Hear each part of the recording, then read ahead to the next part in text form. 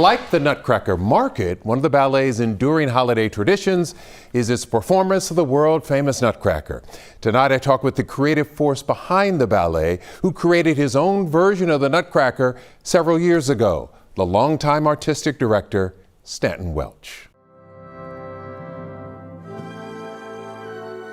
Year after year, Houston Ballet's The Nutcracker delivers. It becomes a true family experience that you go and you see something and you grow up with it and you bring your children and your grandchildren to it. I love that. Artistic director Stanton Welch was born into a ballet family in Australia.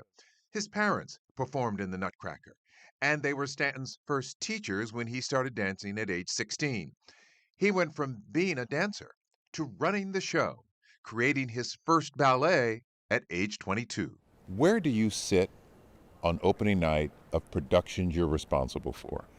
In the audience. You sit in the audience? Oh, yes, yes, yes. Why?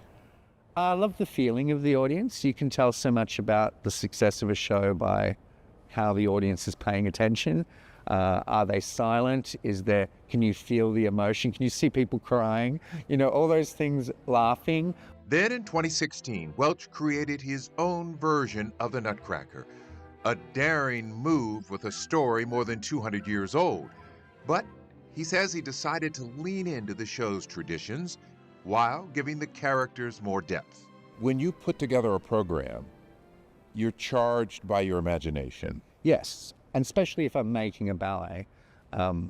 You know, if I'm working on something, you have to get to a place of freedom, and then you explore and explore, and if it continues to make seeds and take root, you know there's a project there.